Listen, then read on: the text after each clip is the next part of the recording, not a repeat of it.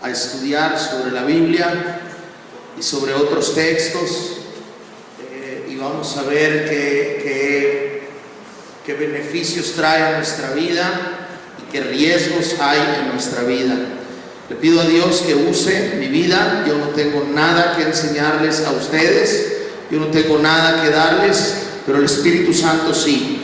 El Espíritu Santo quiere que hablemos de la palabra que Él inspiró. Padre, danos la gracia tanto para enseñar como para aprender de ti.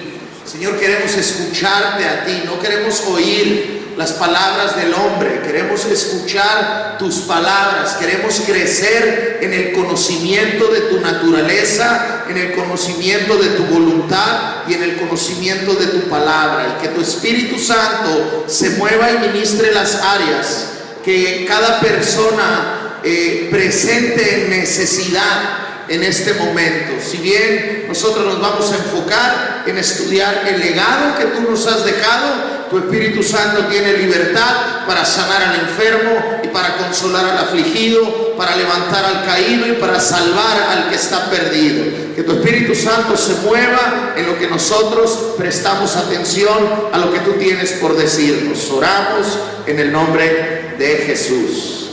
Amén. Queremos reconocer las cosas que la Biblia habla de sí misma y queremos profundizar en la verdad de Dios. ¿Hay alguien que no sabe que la Biblia es la palabra de Dios? Digo, hay mucha gente, no lo digo por ustedes, que se comporta como si no lo supiera, ¿verdad? Tiene todas las versiones y todos los comentarios y la ha estudiado, ya ha llevado cursos y hasta predican. Y parece que no saben, viven como si no supieran que esta es la palabra de Dios. Pero entre nosotros, todos sabemos que la Biblia es la palabra de Dios. Estamos convencidos de lo que eso implica. Yo en mis tiempos de ateo decía que era un libro que habían escrito los judíos conforme a su entorno cultural y conforme a su conveniencia. Y tuve esa idea durante mucho tiempo. ¿Sabes cuál fue mi sorpresa? Que conozco predicadores que piensan lo mismo. Predicadores que piensan que la palabra de Dios la escribieron los judíos para su conveniencia y que nosotros en el poder del Espíritu Santo podemos ir más allá de lo que está escrito. Si hay predicadores que lo piensan, también hay creyentes. También hay creyentes que lo piensan. Y nosotros queremos hablar de la Biblia, no de las verdades que la Biblia enseña, sino de la verdad acerca de la Biblia. Quiero empezar con un versículo que el apóstol Pablo escribió en su carta a los Colosenses.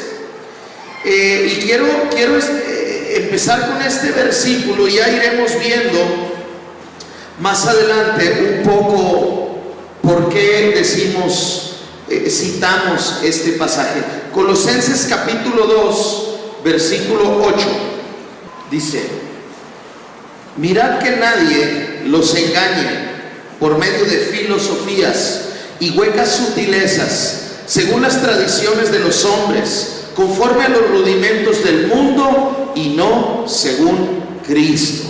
Lo que está diciendo el apóstol Pablo, voy a parafrasear un poquito, es: cuídense de que no los engañen con palabrerías o con enseñanzas que provienen más de los hombres que de Dios. Y esta palabra se le olvidó a la iglesia cristiana que estaba escrita ahí, Colosenses 2:8, porque encontramos congregaciones y un mover muy grande dentro de la iglesia cristiana que predica más la psicología, la nueva era, la superstición, hermanos, que la palabra de Dios. Nos encontramos en el peor de los tiempos para la iglesia cristiana, El apóstol le dijo a Timoteo: ¿sabes qué? Usa bien el tiempo porque los días son malos. Y si los días eran malos en los tiempos de Pablo, acuérdense que Jesús dijo: en los últimos tiempos la maldad se va a multiplicar. Entonces, si los días de Timoteo eran malos, los de nosotros son peores, hermanos. El Señor Jesucristo dijo que vendrían muchos en su nombre y a muchos se engañarían. Y muchos hacíamos cuentas una vez, del 1 al 10, 5 no son muchos, porque 5 es equitativo. De 6 al 10 son muchos, porque son mayoría. Y sabemos que 10 no pueden ser, porque Dios siempre guarda un remanente. Pero cuando Jesús dijo: vendrán muchos en mi nombre, decía, de 6 a 9 de cada predicador o de cada hombre que se llame mi representante va a venir a engañar. O sea, es muy grave el tiempo que nosotros estamos viviendo. ¿Por qué? Porque la gente no quiere escuchar lo que Dios tiene por decir. Porque lo que Dios tiene por decir implica que debemos de vivir una vida negándonos a muchas cosas. Entonces buscamos predicaciones más ligeras, enseñanzas más sutiles, verdades más cómodas, que se apartan de la palabra de Dios y que entran en la categoría de las tradiciones de los hombres o de las filosofías del mundo.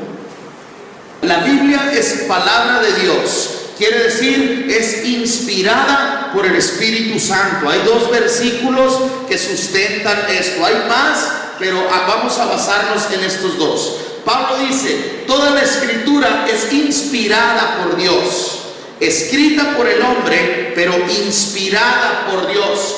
Y esa escritura es útil para enseñar, para redarguir, para corregir y para instruir en justicia, o sea, para ir perfeccionando a los creyentes.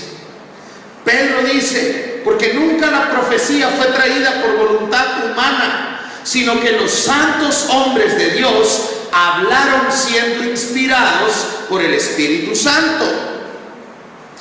Cuando Pedro habla de que los hombres de Dios hablaron siendo inspirados por el Espíritu Santo, no solo hablaba de los profetas del Antiguo Testamento, sino hablaba de los hombres, los santos de Dios, que predicaban también el Evangelio. Pero dice hablaron porque cuando Pedro escribió esta carta, el Nuevo Testamento no estaba escrito, no estaba recopilado. Eran cartas que andaban circulando entre las iglesias, entonces no tenían una Biblia. Si no hubiera dicho hablaron o escribieron siendo inspirados por el Espíritu Santo. Entonces, la palabra de Dios es inspirada por el Espíritu Santo. Aquí están evidencias que van en contra de las leyes de las probabilidades. Pero de 66 libros se conforma uno solo. La Biblia católica tiene 74 libros. Está Macabeos 1, Macabeos 2, Judith, Tobías, Sabiduría. A ver, católico que fue católico de hueso colorado, me faltan 2, Eclesiástico y otro, ¿verdad? De los 66 libros se forma uno solo. ¿Qué quiere decir? Todos los libros de la Biblia que son inspirados por el Espíritu Santo se confirman, se interpretan o se respaldan a sí mismos. Los 7 libros que tiene la de la religión popular ya no embonan en esa sincronía. Por ejemplo, el libro de Judith dice que por las limosnas te puedes salvar, y eso ya no embona con lo que dice Pablo, inspirado por el Espíritu Santo, que la salvación es por fe, es por gracia mediante la fe. Entonces esos 7 libros extras ya traen cosas que contradicen a los otros 66, pero nuestra Biblia son 66 libros que forman uno solo. Ningún otro escritor o ninguna otra cultura o ninguna otra corriente filosófica ha logrado eso. 40 autores que tienen una congruencia total, pero no solamente 40 autores como si aquí entre todos escribiéramos un libro, no, son 40 autores en un periodo de 1600 años, con una asertividad imposible de lograr según las leyes de las probabilidades. O sea, es imposible que 40 hombres en un periodo de 1600 años, sin tener internet, bibliotecas y todos los recursos que nosotros tenemos, logren escribir 66 libros y que embonen como uno solo. O sea, es imposible. Una vez hablábamos que para que en una persona se cumplieran todas las profecías mesiánicas que Cristo cumplió, según las leyes de posibilidades, tendría que ser que llenes el estado de Chihuahua con una altura de 30 centímetros con monedas de 5 pesos.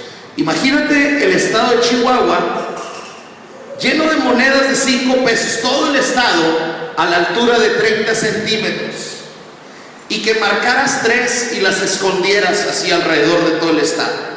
Las probabilidades de que un hombre cumpla las profecías que Cristo cumplió, las profecías mesiánicas que Cristo cumplió, es que en 3 intentos encuentres esas 3 monedas marcadas en todo el estado de Chihuahua. O sea, son miles de millones de millones de millones de monedas. Nomás 3 están marcadas y están escondidas, y que tú a los 3 primeros intentos las encuentres. Esas son las posibilidades de que hay, de que un hombre cumpla las profecías mesiánicas durante una vida terrenal. Ahora, las probabilidades para que esto se cumpla son igual o mayores o más grandes, de difícil de que todos esos hechos se cumplan en un solo libro. Es un libro único que solo pudo haber sido escrito por Dios. La única explicación lógica o científica de que esto suceda es de que algo superior a nosotros lo escribió. Los científicos lo dicen. Albert Einstein decía: entre más conozco la ciencia, más me convenzo de que Dios existe. Entonces, la misma ciencia respalda muchas cosas. El propósito de la palabra es revelar la existencia de Dios, la naturaleza de Dios y el carácter de Dios. ¿Por qué? Porque Dios quiere que lo conozcas muy bien a Él. Dios se interesa en que lo conozcas muy bien, porque también revela su voluntad, su ley y su pacto. Dios quiere que lo conozcas bien para que vivas confiado, para que sepas quién es tu Dios, para que conozcas su carácter y te sientas seguro en Él. Pero quiere que conozcas su ley, su voluntad, su pacto, para que camines en Él y lo agrades y lo obedezcas. Otro propósito es ayudarnos a alcanzar las promesas de Dios. Dios nos ha dejado una herencia incalculable que el creyente por sí mismo no puede alcanzar. Por eso nos dejó la guianza a través de su palabra, para ir recibiendo cada vez una mayor abundancia en nuestra vida. Sin importar el nivel en el que estás, te faltan absolutamente muchas cosas que Dios te ha concedido por alcanzar. Sin importar el nivel en el que nos encontremos, siempre va a haber algo más. ¿Cómo lo alcanzamos? ¿Cómo lo descubrimos? A través de la palabra, de la iluminación de la palabra de Dios. Otro propósito es ayudarnos a caminar hacia la vida eterna. Asegurarnos de que no nos apartemos ni qué, a la derecha ni a la izquierda. Impulsar el proceso de perfeccionamiento. A lo mejor esto no está tan claro, pero la palabra nos ayuda a irnos perfeccionando. Ejemplo, al señalar tus pecados, que de repente dice: no salgan palabras deshonestas de tu boca. Todos sabemos recitar a lo mejor los 10 mandamientos, y uno es: no darás falso testimonio. Versión moderna: no mentirás. Pero las palabras deshonestas no solamente son mentiras, es como si fuera un grado más arriba de santidad. No decir, porque puedes decir verdades deshonestamente, puedes decir verdades para herir o para sembrar intriga, y esas no son mentiras, pero son palabras deshonestas, son palabras que no tienen buenas intenciones. Entonces la misma Biblia nos va mostrando nuestra condición de pecado, y a la par nos va mostrando el blanco perfecto que es Cristo, para que nosotros vayamos motivándonos a crecer en santidad, y así la palabra nos ayuda a irnos perfeccionando. Amén. Salmo 119, 105 dice: lámpara es a mis pies tu palabra y lumbrera a mi camino. En el siglo XXI lo leemos como si leyéramos el título del periódico. Marcos Covarrubias dona una ambulancia. Órale, qué bien, dona una ambulancia. ¿Qué tiene de interesante? Quizás nada. La palabra es como una lámpara. Órale, qué buena onda. La palabra es como una lámpara. Mueves el interruptor y se ilumina todo. Como que una lámpara no tiene tanto significado para nosotros.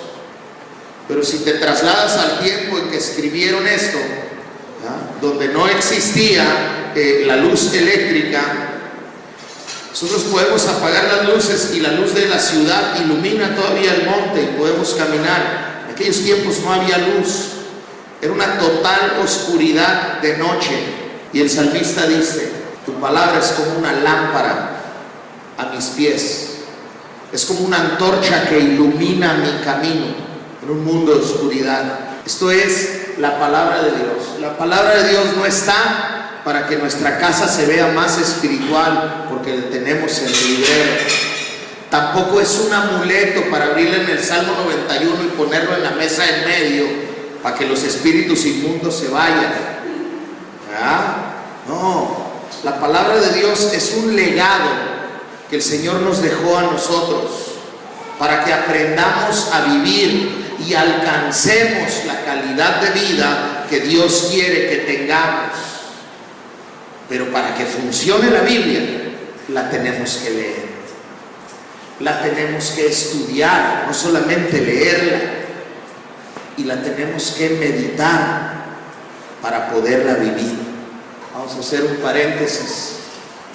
En contraste con otros, puse comillas ahí, libros sagrados, que no son sagrados, de otras religiones, la interacción entre los autores de la Biblia a través del tiempo prueba su autenticidad. Les digo, no pude sacar los datos científicos de esto, pero la ciencia dice, los que no creen en Dios dicen, o sea, esta sincronización a través del tiempo es en contra de toda posibilidad. Pues algo debe de haber pasado ahí. Aparte, la ciencia comprueba la veracidad de los hechos que se narran en la Biblia. Estaba una vez viendo en el Discovery Channel un documental sobre las historias bíblicas, y decían que Jericó, es cierto, sí cayó en los tiempos de Josué, pero no fue Dios, decían, fue un terremoto. Y los sismólogos y todo hicieron estudios y comprobaron que cuando los israelitas estaban ahí, cayeron los muros, comprobaron que había un incendio que consumió la ciudad después del derrumbe de la ciudad y todo. Y dijeron, pero no fue Dios. O sea, hubo un terremoto ese día. Ok, entonces Josué es el mejor sismólogo de toda la historia, porque 7 días antes de que temblara, él ya estaba dándole vueltas diciendo, en 7 días esta muralla va a caer. Y los sismólogos de ahorita no pueden predecir cuándo va a temblar. Dijeron, Sodoma y Gomorra, es cierto, aquí hay indicios de que una ciudad fue enterrada por fuego, pero no hay volcanes. El fuego cayó del cielo.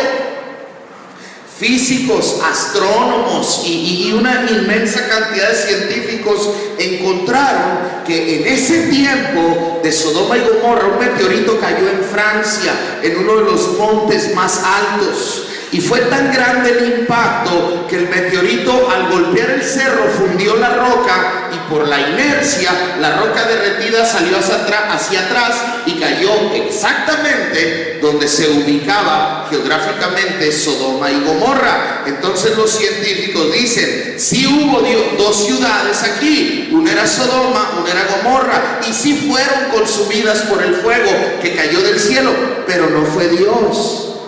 Fue un meteorito que golpeó en Francia. Ok. Luego pasaron los egipcios el Mar Rojo, los judíos, el Mar Rojo, cuando los egipcios lo perseguían, sí lo pasaron.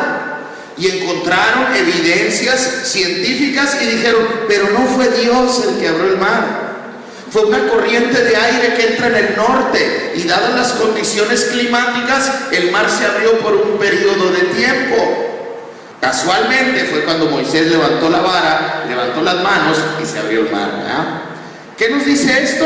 Que la ciencia comprueba las cosas que Dios nos dice en su palabra, pero es ciencia, su conocimiento está limitado.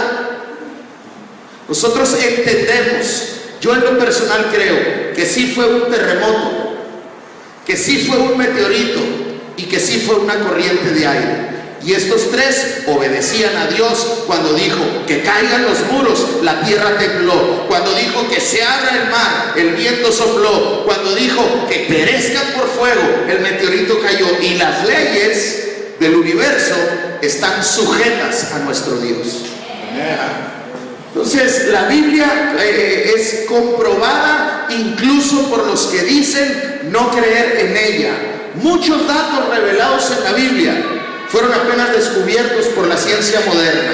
Ejemplo, se acaba de descubrir que el aire tiene peso. En el siglo pasado, Job lo escribió. Se cree que Job es el primer libro escrito de la Biblia.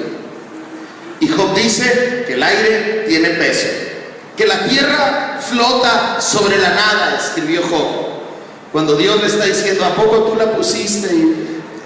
O sea, que el mar tiene sus límites. Todas esas cosas las descubrió la ciencia moderna. Todavía en Colón, 1400, 1500, creían que si te ibas más para allá, se caía del mundo el barco, ¿verdad? Si llegabas a la línea que se ve, de ahí. Luego otros decían que la estaba cargando una tortuga, o sea, infinidad de... Pero la Biblia decía: no, la Biblia está flotando sobre la nada.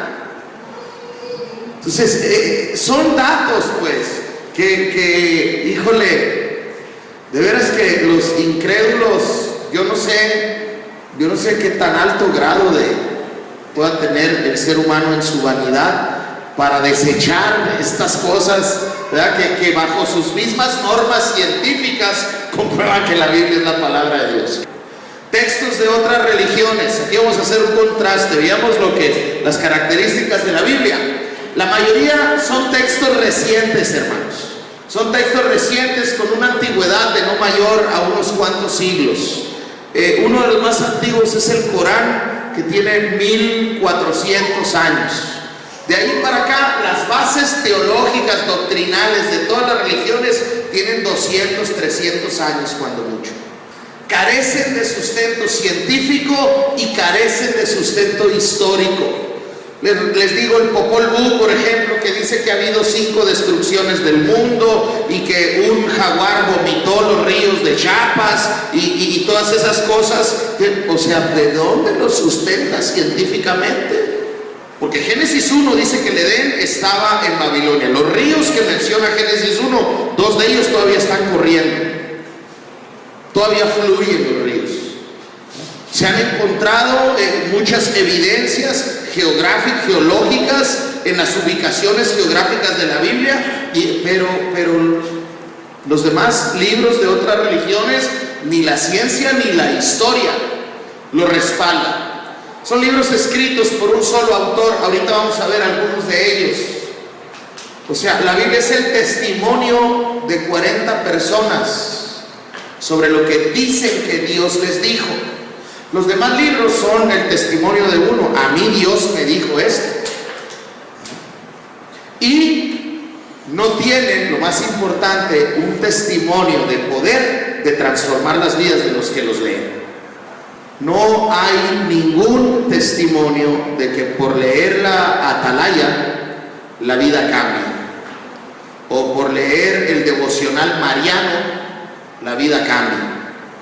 Pero hay infinidad de testimonios de que por leer la palabra de Dios la vida cambia. ¿Verdad? Entonces vamos a seguir adelante. El Corán es el libro base de la religión del Islam. ¿Por qué les hablo tanto de la religión del Islam? Bueno, no les hablo tanto, ¿no? Sino en otra enseñanza también hablamos del Islam. El Islam es la religión del anticristo, hermano, no es la iglesia católica.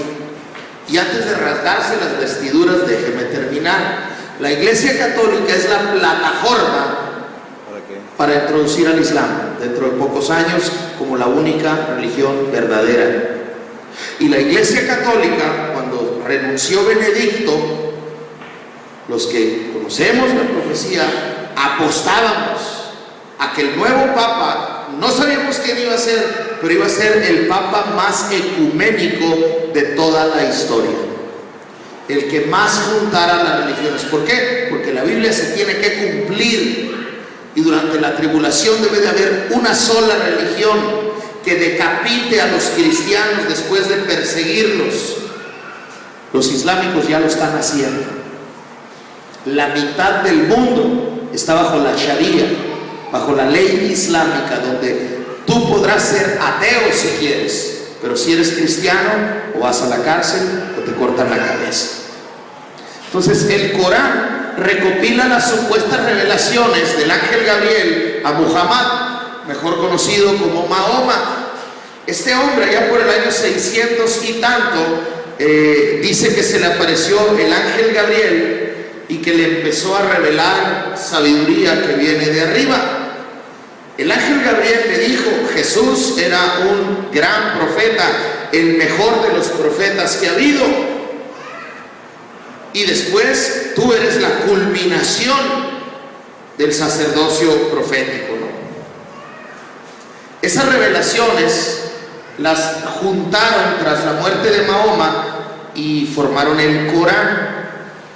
Las enseñanzas del Corán acerca de Jesús contradicen el ministerio del propio Mahoma. O sea, lo que su profeta dice de Jesús contradice a su profeta, porque Mahoma dice que Jesús era un gran profeta enviado por Dios, y Jesús dijo que los profetas profetizaron hasta Juan. O sea, ya no había más sacerdocio ni ministerio profético conforme al linaje de Abraham y todo lo que ellos creen en Abraham y creen en Moisés. Entonces, si Jesús era un profeta y él, inspirado por Dios, dijo que ya no había profetas, que Juan el Bautista era el último, entonces este hombre está diciendo que Jesús era profeta y que yo también soy profeta. O sea, es una vil contradicción de lo que él está diciendo. Y hay muchas otras contradicciones, porque es un libro basado en el rencor ismaelita, que contradice el carácter de Dios, está lleno de violaciones al carácter de Dios, está lleno de violaciones a su propia creencia. Los ismaelitas vienen de cuando Abraham despidió al hijo ilegítimo. Ellos son los ismaelitas, de ahí vienen los árabes, de ahí vienen los musulmanes. Pues ellos reconocen a Abraham, reconocen todo, pero al reconocer a Abraham, pues están reconociendo a Dios también.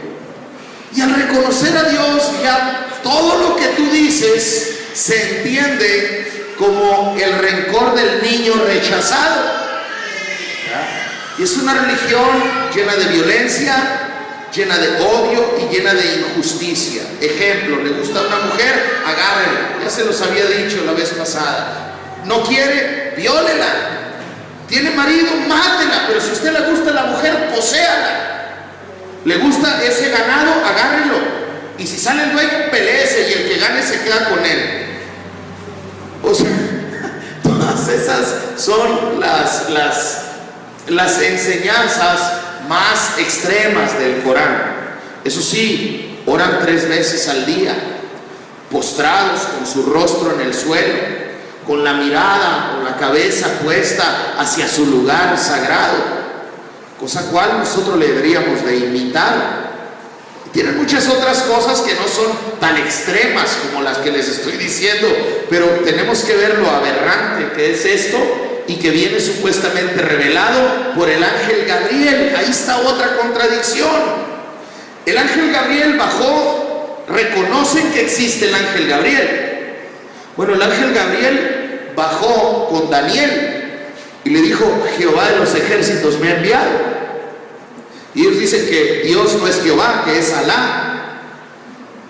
Y luego el ángel Gabriel bajó con María a decirle: tú vas a ser envuelta por el poder del Espíritu Santo, y el ser que nace de ti, santo, y le pondrás Jesús porque es el Salvador.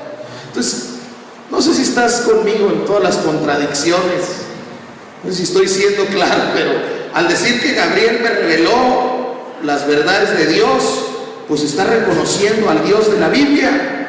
Pero luego dices: el Dios de la Biblia no es verdadero. O sea, solamente un tonto o un ciego o una persona cauterizada por el mismísimo diablo va a creer tales contradicciones. Otro angelito, el libro del Mormón. Bueno, este vio a Dios primero y luego vio al Padre y al Hijo, ¿verdad? Y después vio al ángel Moroni. El libro del Mormón fue escrito, se empezó a escribir por un joven de 17 años y lo patrocinó un hombre que había cambiado 5 veces de religión. O sea, no conocían nada de nada la verdad. Tiene menos de 200 años y está escrito de manera fraudulenta y lleno de contradicciones. Número 1, él dice que vio al Padre y al Hijo, y la Biblia dice que nadie ha visto al Padre. Reconoce al Dios de los cielos, reconoce al Padre y reconoce al Hijo, y dice que la Biblia tiene que ser completada para los últimos tiempos, por lo cual reconoce la autoridad de la Biblia. Pero la Biblia dice que nadie ha visto al Padre. Entonces este hombre dice, le dijo al que lo patrocinó: vino un ángel, me dio unas tablas de oro, me dijo que me iba a inspirar para que yo te las dictara a ti. Y el hombre le dice: a ver las tablas. Le dice: no, me dijo que no te las enseñara, ¿verdad? Que nomás yo las puedo ver. Entonces, bueno, pues díctamelas, yo te patrociné. Y empieza a dictar, y me dijo que yo soy el profeta. Y la mujer de este hombre le dice: oye, este muchacho a mí se me hace que, o sea, que está inventando lo que dice. No, mujer, él vio al ángel. Y no, a ver. Y la mujer esconde los manuscritos que tenía el esposo. Le dice: a ver, dile que te los vuelva a dictar, a ver si coinciden. Y cuando le dice: oye, se me perdieron los manuscritos, José Smith, necesito que me lo vuelvas a dictar. Y José Smith le dice: ok, nos reunimos para escribirlos. Pasa el tiempo y yo creo que suspicazmente trató de acordarse. ¿Y qué le dije? Y que yo era el profeta, y que qué mal. Y luego llegó y le dijo: ¿sabes qué? Me dijo el ángel que por descuidado ya se me había negado esa revelación, que ahora le vamos a dar de aquí para adelante, ¿verdad? Entonces, de una manera fraudulenta, llena de contradicciones a la palabra de Dios y al ministerio mismo de José Smith.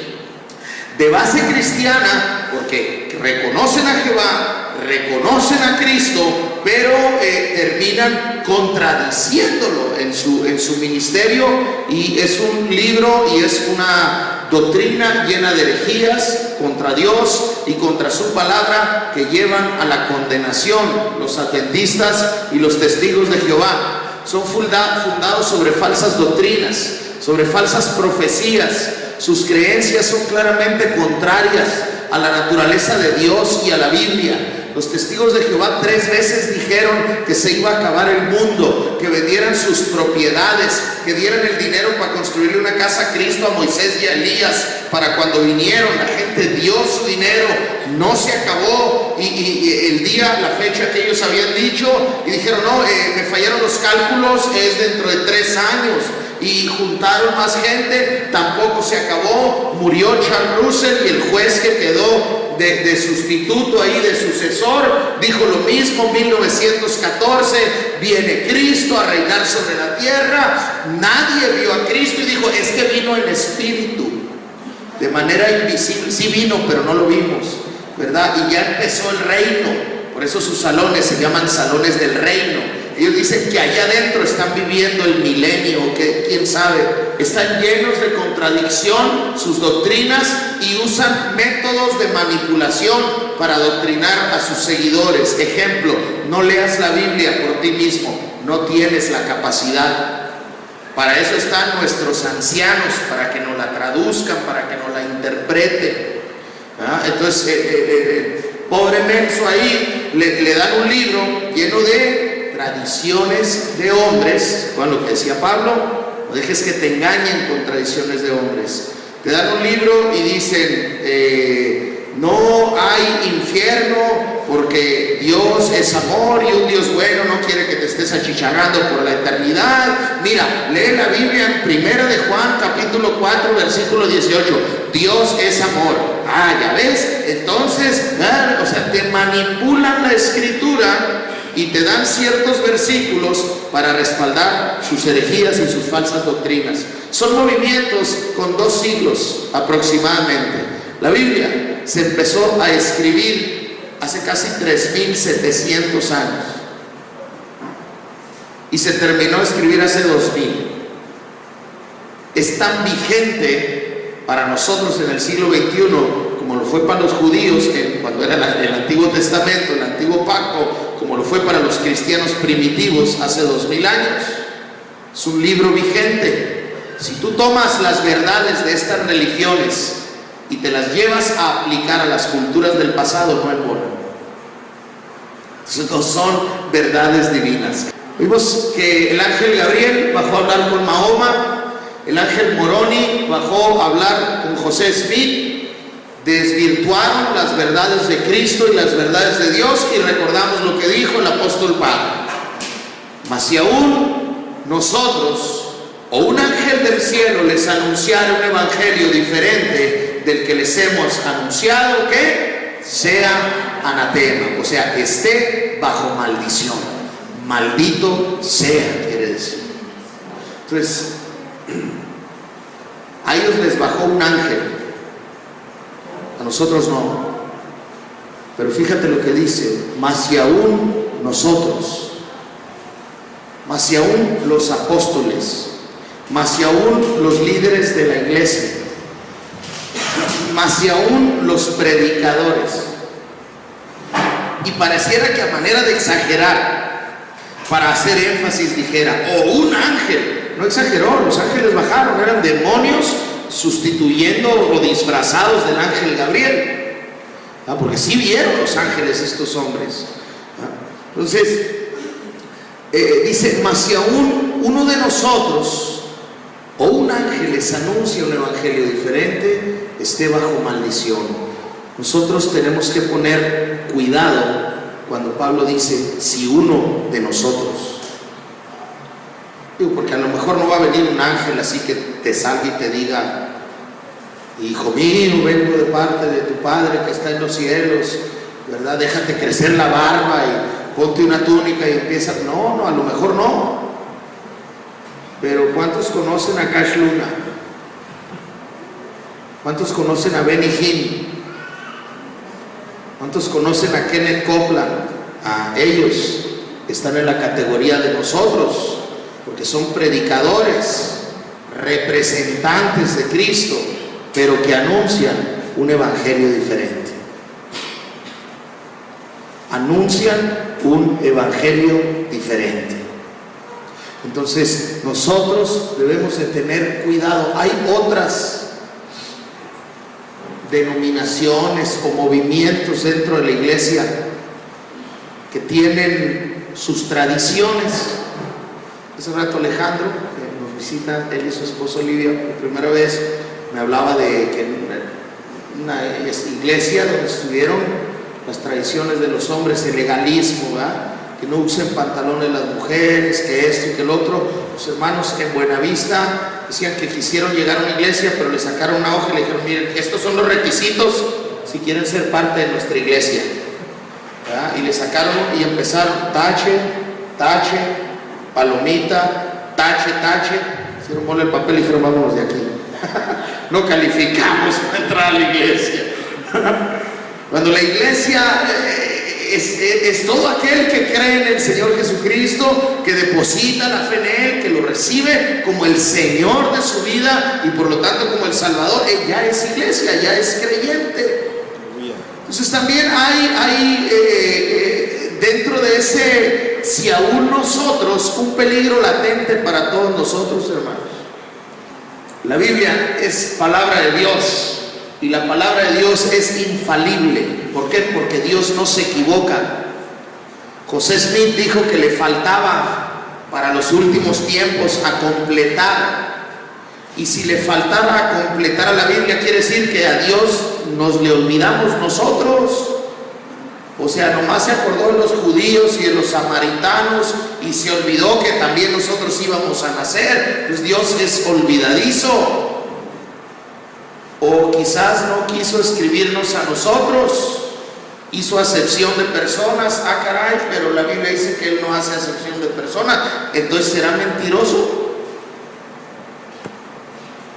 La palabra de Dios es infalible, tanto que al final dice que nadie le ponga ni le quite, porque Dios también sabe poner y quitar, ¿ah? Él quita el libro, el nombre del libro de la vida y añade las plagas que mandó a los que estaban en Egipto. Entonces la palabra infalible no necesita correcciones de nadie. La palabra se interpreta a sí misma y se debe de interpretar en contexto. Y aquí hago una pausa, ¿no?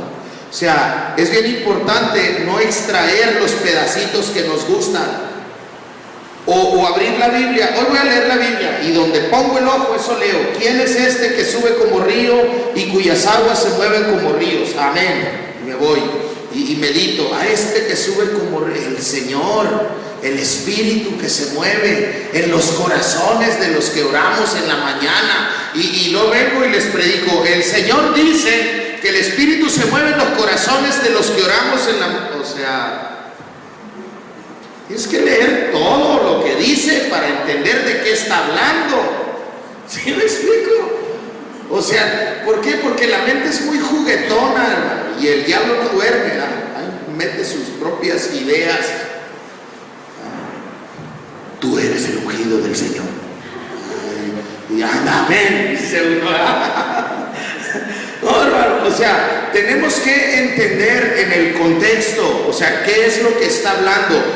Aunque Dios puede usar un pasaje cualquiera de la Biblia para hablarte directamente en un momento de necesidad. Él es Dios.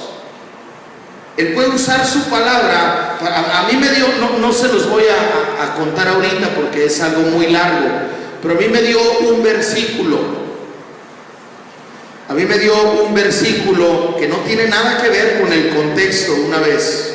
Pero cuando yo lo leí, entendí que debía dejar de hacer lo que estaba haciendo.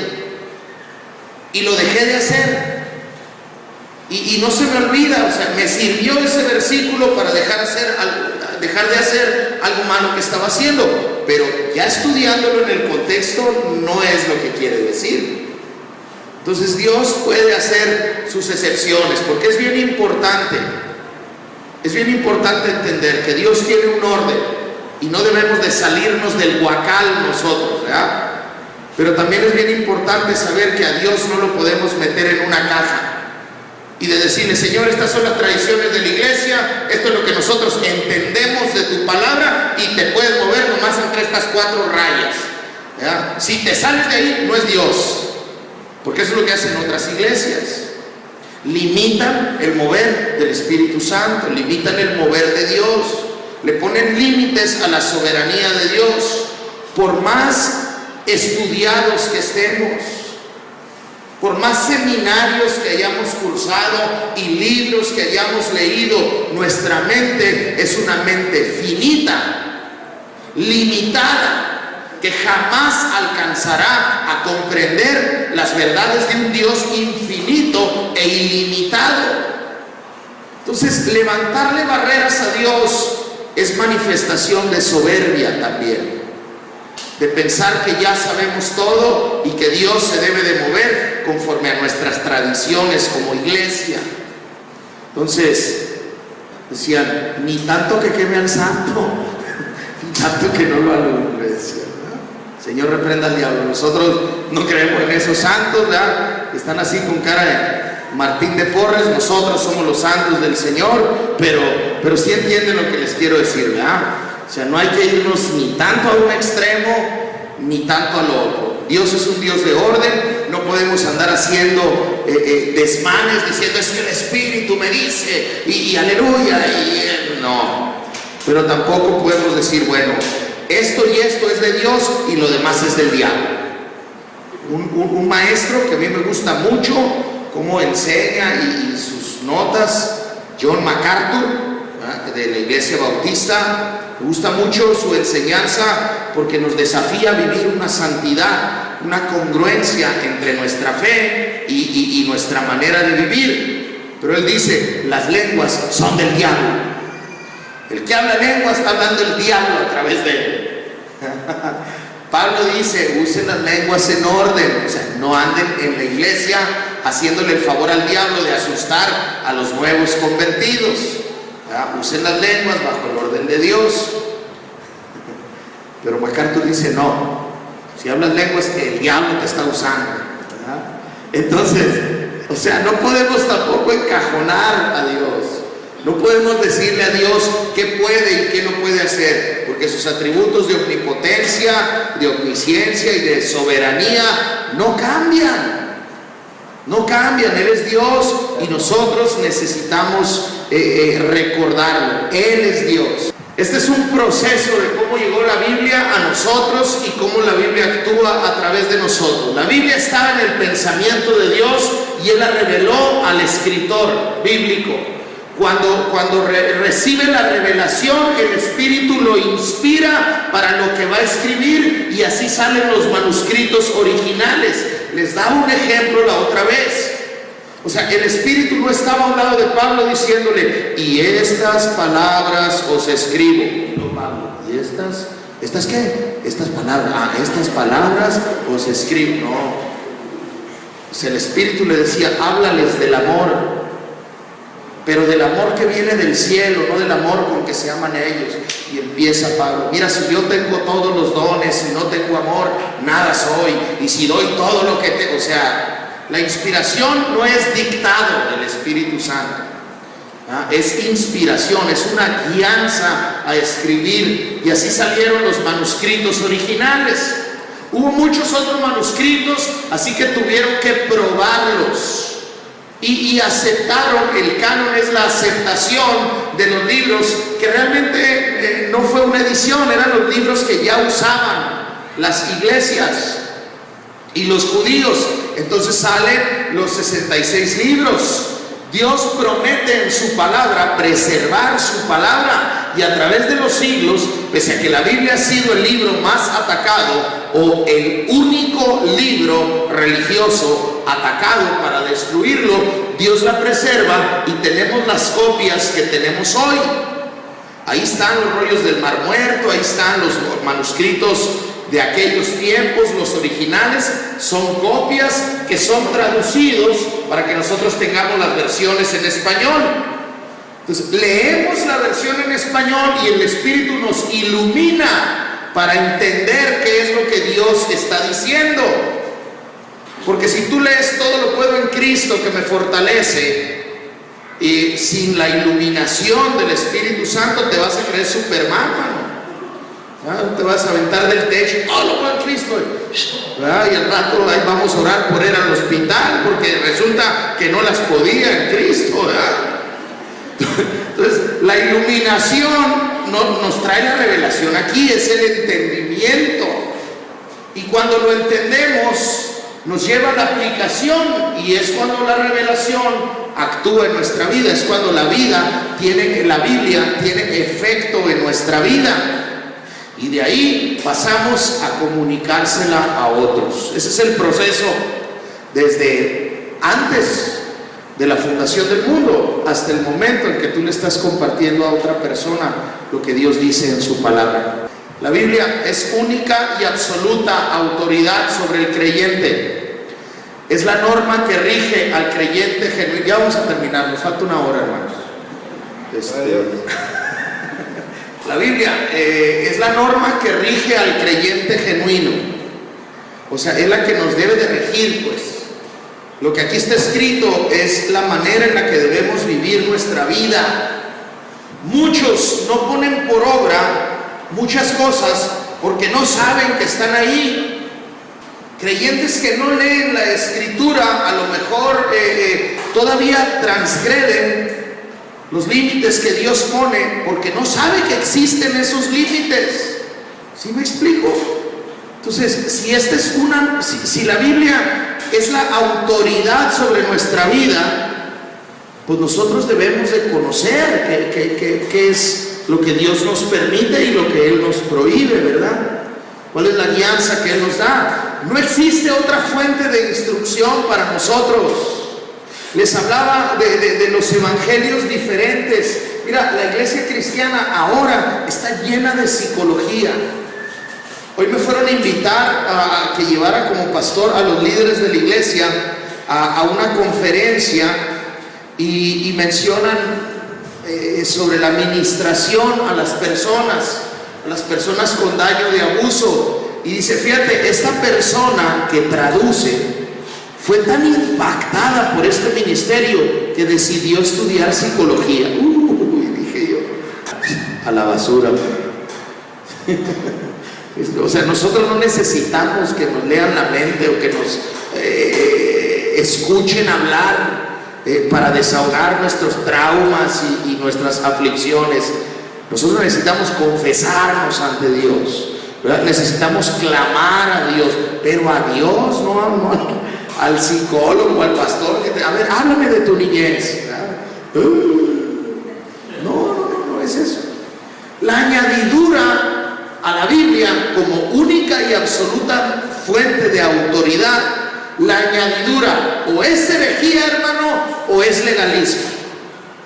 No hay otro resultado de cuando le añadimos a lo que Dios ha dicho. O caes en la herejía o caes en el legalismo. Las mujeres deben de mirar para abajo cuando esté predicando el varón para que no lo tienten a la lascivia. Y como la India María hay iglesias, los hombres se me sientan acá y las mujeres se me sientan acá porque la carne es débil. Están las familias divididas ahí, la mamá con las niñas acá y el papá con los... O sea, no es así, eso es legalismo. Eso es legalismo. Pero por otro lado está la herejía. Cuando decimos pero es que a Dios se le olvidó escribir lo que les voy a decir, verás. Resulta que tuve una revelación y el Espíritu dice, y eso es muy común en las iglesias donde les gusta el dinero. ¿Cómo habla el Espíritu Santo? Yo creo que el Espíritu Santo es banquero, yo creo, porque no les habla más que de lana, man. Y que interés, finanza y multiplico y pareciera que tuviera una oficina de asesoría financiera, porque revelaciones y revelaciones y revelaciones acerca del dinero, ¿verdad? Y el Espíritu Santo dice que aquellos que lo honren con una ofrenda verán la salvación de ese ser que tanto aman y que no se ha podido. Es lo que hacía el Papa ya cuando Martín Lutero se enojó, que vendían las indulgencias.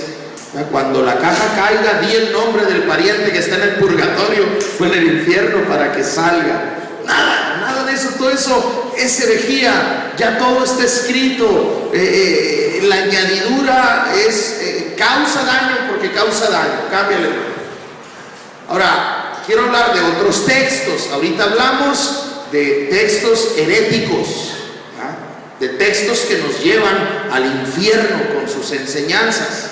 Pero hay otro tipo de textos que tienen que ver con la Biblia y son los textos de apoyo.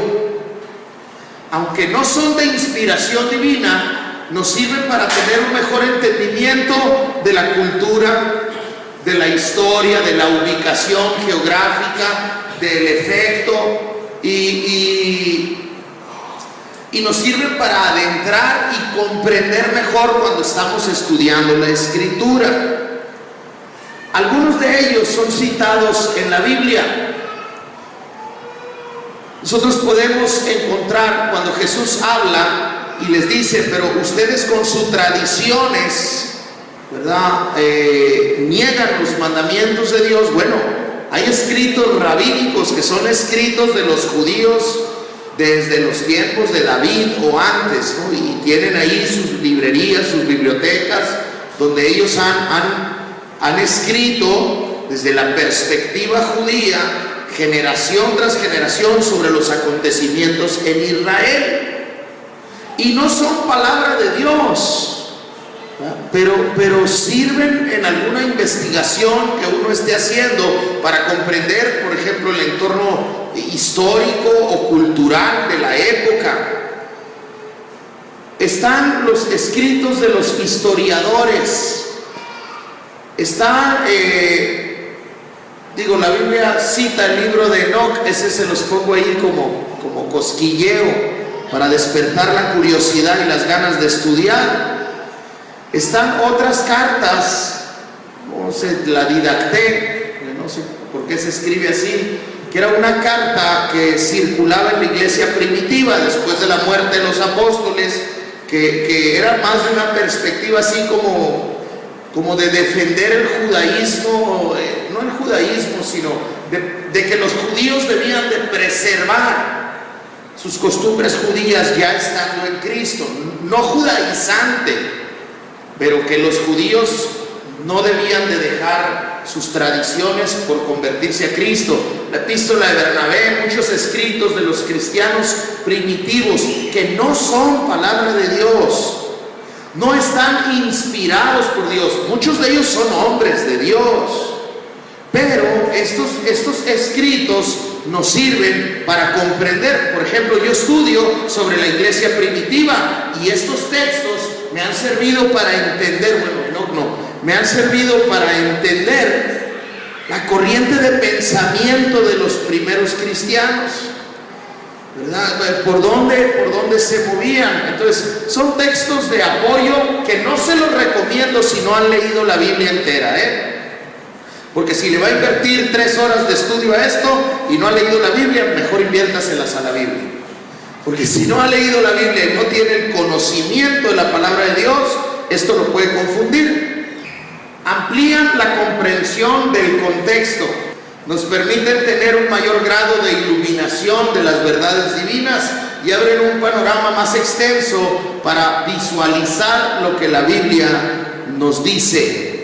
Por ejemplo, te voy a poner un ejemplo rápido. Pablo habla de cuando llegó a Atenas y el culto que había a Diana ahí, y llega y habla y hace una mención ahí muy corta. Para entender mejor lo que Pablo estaba enfrentando, tú puedes leer textos de los griegos o de los historiadores y te vas a dar cuenta lo abominable que era el culto a Diana, y te vas a dar cuenta de la broncota a la que Pablo estaba enfrentando.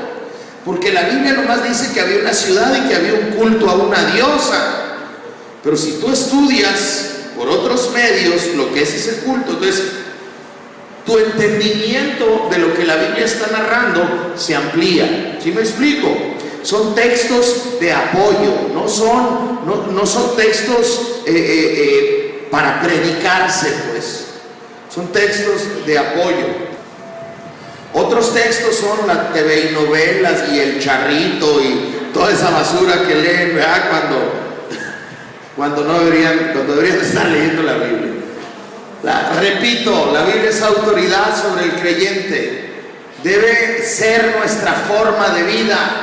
Ayuda a transformarnos, a mostrarnos el pecado en nuestra vida. Nos marca el proceder que agrada a Dios. Y aquí te pongo un ejemplo.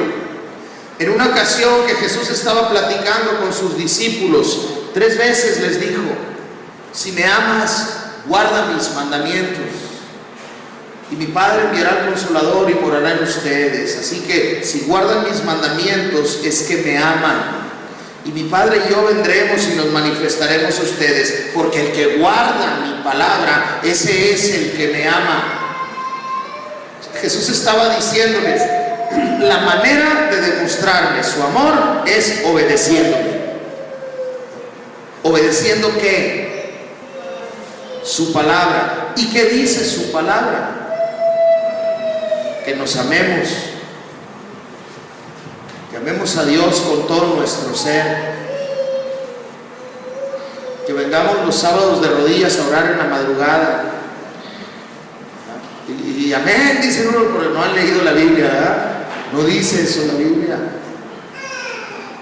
Entonces, para obedecerlo y para caminar como Él agrada, debemos de saber lo que Dios dice. Así nos evitamos que nos lleven por caminos cerrados. Hay una frase que me gusta mucho en las Biblias de los Gedeones. Trae ahí una frase o un poema o no sé qué sea, pero estas 3 me gustan a mí. La Biblia dice: créela para ser salvo, léela para ser sabio y vívela para ser santo. A esto se resume todo lo que les estoy hablando. Nosotros tenemos una palabra de Dios que sobresale de la palabra de todos los falsos dioses. Una palabra que indudablemente viene del cielo, hermanos, que es un regalo de Dios, no solamente para que no te pierdas, sino para que vivas una vida en la plenitud que Cristo te regaló. Tenemos la palabra, llegamos a la casa, la dejamos en el librero y no la volvemos a agarrar hasta el domingo en la mañana. ¿Cómo la van a vivir?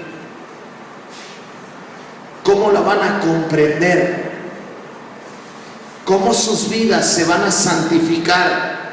De manera que cuando la gente los vea, vea a Cristo en ustedes y Dios se glorifique. No, van a seguir viendo Chabelo el domingo antes de venir a la iglesia, y Laura de América al mediodía para hacer corajes de Oquis ahí, y la novela y el fútbol y el 1000 chistes y toda esa basura que el mundo ofrece. Y la Biblia, ahí está, como la viejita que no encontraba los lentes, ¿verdad? Y mis lentes, y no los encontraba. Y el domingo los traía los lentes y no los encontraba miércoles, jueves, y no, ya andaba echando chiles y jotas la hermanita, ¿verdad? Por los lentes. Y cuando llega el domingo a la iglesia dice: ya los encontré, estaban en medio de la Biblia, dice. Agarró y dejó la Biblia y ahí hasta que a la iglesia, y luego vienen y la abren a veces, ¿verdad? O ni comprueban. La Biblia está para leerla, y lo que leemos está para vivirlo. Así vamos a ser verdaderos creyentes. Santiago decía: no sean oidores, sean hacedores. Porque oír, la fe sin obras, es muerta en sí misma. Pero ¿cómo nos van a dar ganas? ¿Cómo nos van a dar ganas de vivir lo que Dios dice si no estamos constantemente escuchando lo que Dios dice o meditando en lo que Dios dice? Nuestra mente está ocupada en nuestro trabajo, en nuestros asuntos, en nuestros gustos, en todas esas otras cosas.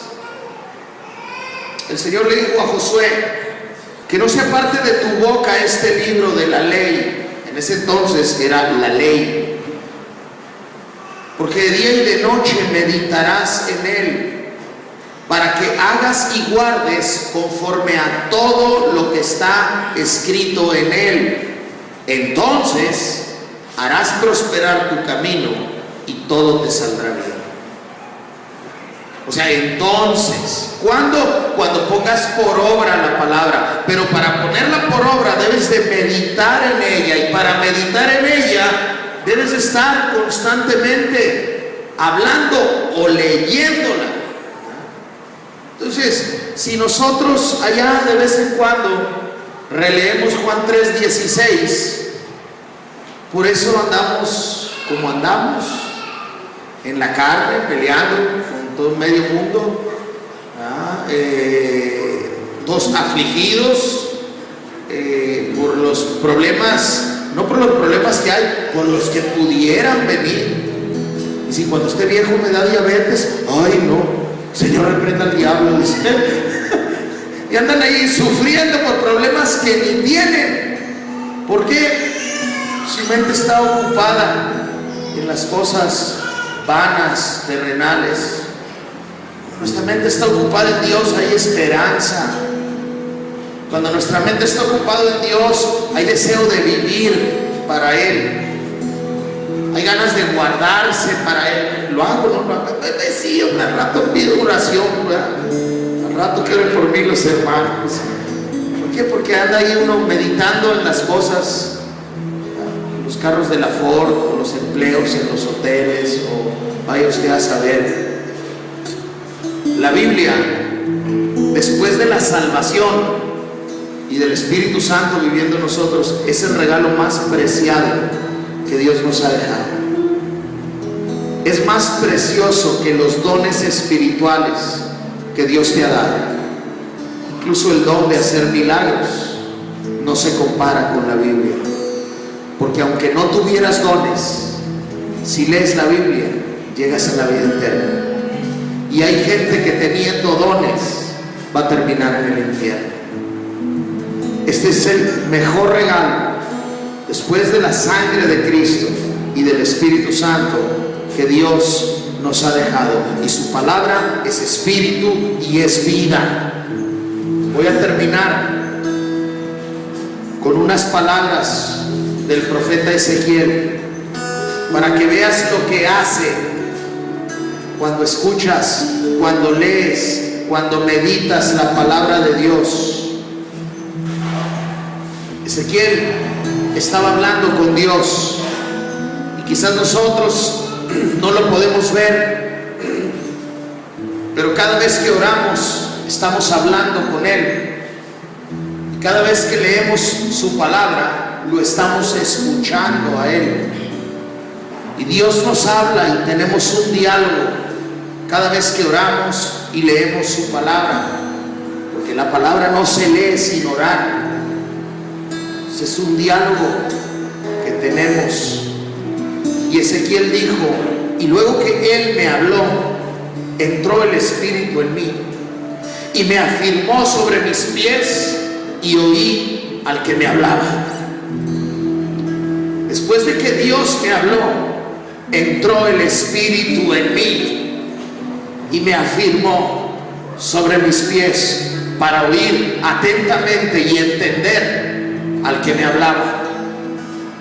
Cuando nosotros abrimos la palabra, Dios nos habla, y cuando Dios nos habla, el Espíritu entra a nosotros, y cuando nos llenamos del Espíritu, Él nos afirma sobre nuestros pies, y empezamos a comprender la profundidad del amor de Dios. Empezamos a entender el poderío de Dios, el señorío de Cristo, la guianza del Espíritu Santo, y todas esas cosas hermosas que nos pasan desapercibidas cuando no lo escuchamos hablar. Cuando oyó al que le hablaba, el que le hablaba extendió la mano y traía un rollo escrito por delante y por detrás. Era su palabra. Y le dijo, toma y come lo que te doy. Ezequiel tomó el rollo, y cuando lo empezó a comer, dice Ezequiel, me dijo, hijo de hombre, come lo que hayas, come este rollo y ve y habla a la casa de Israel. Y abrí mi boca y me hizo comer aquel rollo. Y me dijo: hijo de hombre, alimenta tu vientre y llena tus entrañas de este rollo que te doy. Y lo comí y fue en mi boca dulce como la miel. Jesús dijo: no solo de pan vivirá el hombre, sino de toda palabra que sale de la boca de Dios. El Señor dijo: ¿por qué gastan su tiempo y su trabajo en lo que no sacia? Presten oído y vivirá su alma. Encontrarán deleites para su alma. Llevar dinero a la casa y cumplir los propósitos que tengamos en esta vida no lo es todo. Es más, no solo no lo es todo, ni siquiera es lo más importante de nuestra existencia. Los 70 años que Dios te permita vivir, los 80 años que Dios te permita vivir, y el tiempo que te permite vivir en los caminos del Señor, son para que te prepares para la eternidad. Allá vas a cosechar lo que sembraste durante tu vida aquí. Y aquellos que siembran lo mejor de lo mejor, grandes serán en el reino de los cielos.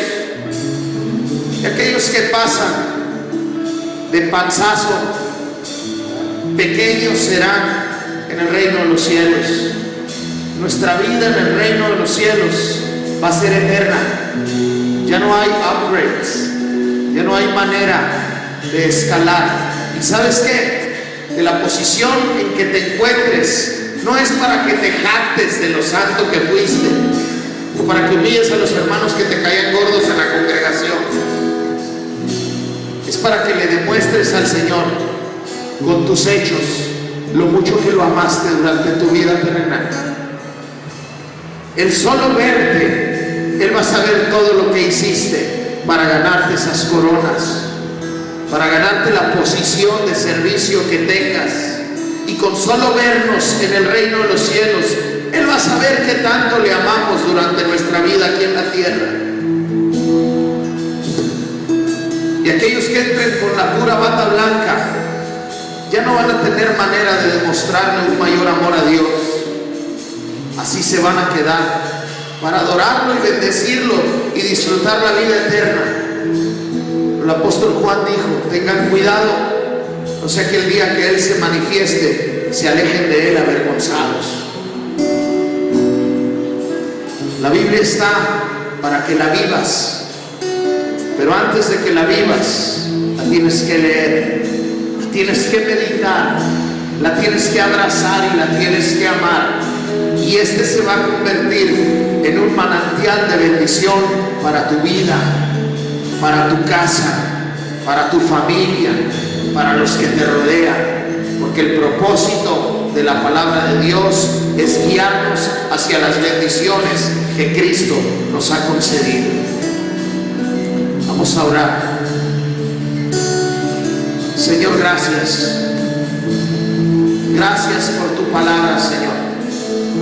Gracias por regalarnos tan precioso legado. Después de haber derramado tu sangre por nosotros, después de haber enviado tu Espíritu Santo a vivir en nosotros, nos enviaste este manual de vida, este Señor instructivo, o esta guianza para alcanzar las promesas, las bendiciones, la esperanza y la fortaleza que necesitamos para ser felices. Muchas gracias, Señor. Muchas gracias por tu palabra. Muchas gracias por recordarnos lo importante que es que la escudriñemos. Muchas gracias por llamar nuestra atención y recordarnos que a lo mejor la estamos menospreciando. Tantas vidas se sacrificaron para que este texto llegara a nosotros. Hubo un alto precio por pagar para que nosotros tuviéramos acceso a ella. Y quizás quizás hemos sido negligentes y quizás no la hemos valorado. Te pedimos perdón, Señor. Te pedimos perdón y es mi deseo, Padre, como pastor de este rebaño, que acrecentes el hambre en sus corazones por escudriñar la Escritura.